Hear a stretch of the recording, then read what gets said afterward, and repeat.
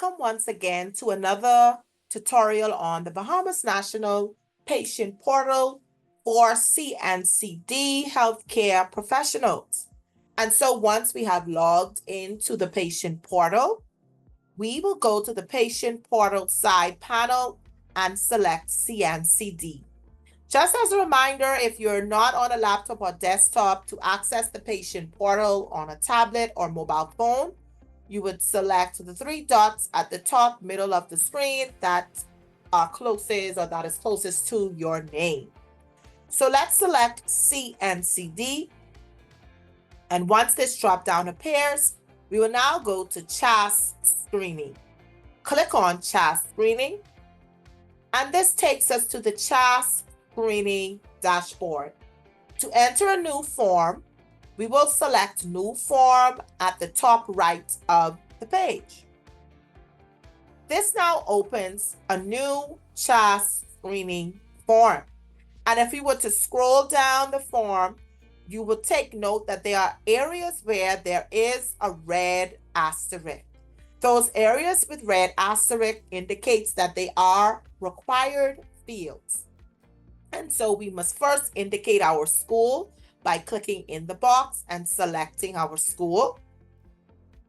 And then we put in the patient personal information.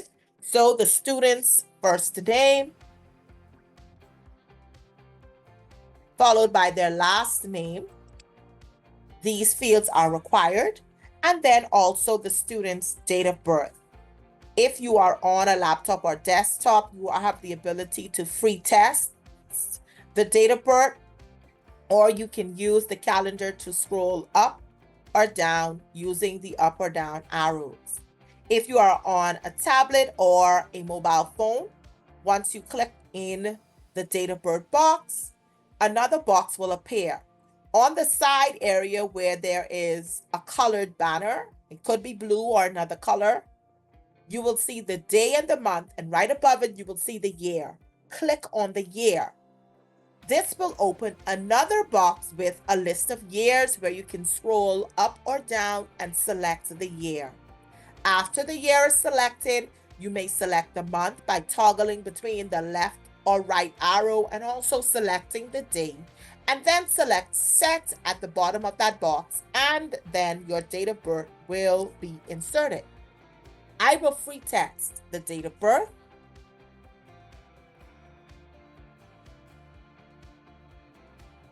And then once I click in the age box, it is populated automatically for me.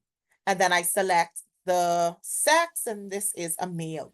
Now we go down to the guardian information, which is important. And so first name and last name of the parent is important.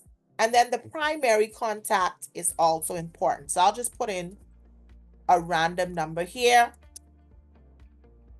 And then we have the screening date that is automatically populated for us under the screening information section.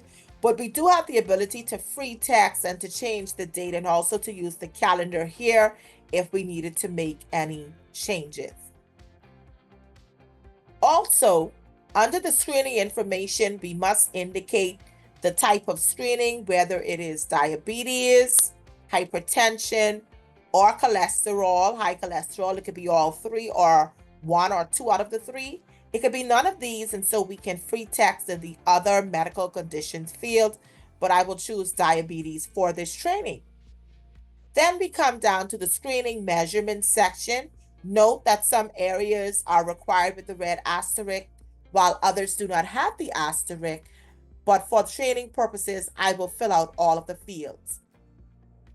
I am putting in random numbers because I am not a healthcare professional, but you are the subject matter experts in the field, and so you would know what to put in correctly once you are in the live or in the test environment.